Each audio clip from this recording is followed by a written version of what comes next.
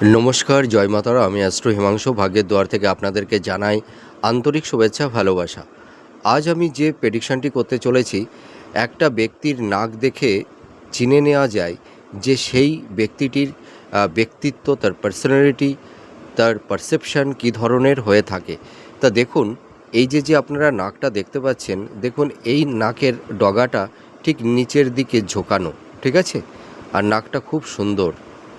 এই ধরনের নাকটা হচ্ছে আর্টিস্ট কোয়ালিটির, আর্ট। এই ধরনের নাক যেসব জাতক জাতিকাদের থাকে, এরা সাধারণত আর্টিস্ট হয়। এদের মধ্যে শিল্প দক্ষতা, শিল্প নৈপুণ্যতা এদের মধ্যে লক্ষণীয়।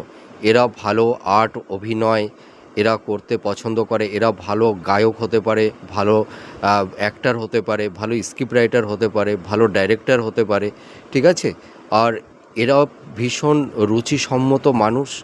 এরা জীবনে প্রচুর উন্নতি করতে পারে, প্রচুর অর্থ উপার্জন করতে পারে, এবং এদের একটা মেন্টালিটি দেখতে পাওয়া যায় যে কিছু সৃষ্টিশীল কিছু করতে চায়। এই ধরনের একটা মেন্টালিটি এই সব জাতক জাতিকাদের মধ্যে দেখতে পাওয়া যায়, এবং এরা মানে খুব শৌখিন প্রিয় হয়ে থাকে। এরা লাক্সারিয়াস জীবনযাপন করতে পছন্দ করে।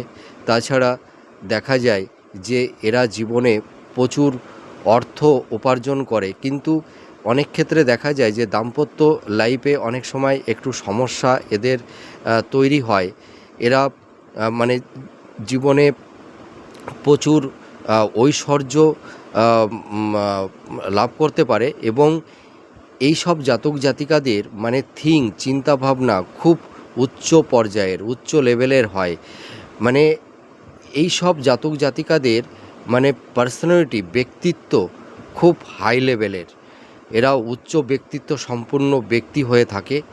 এরা জীবনে নাম যশ প্রতিষ্ঠা লাভ করে থাকে। এরা ভীষণ রুচিশীল, এরা খাদ্য রসিক হয়, ঠিক আছে? তা আপনারা মিলিয়ে দেখুন এই প্রেডিকশানটি কতটা ম্যাচ করছে। নমস্কার, জয় মাতারা।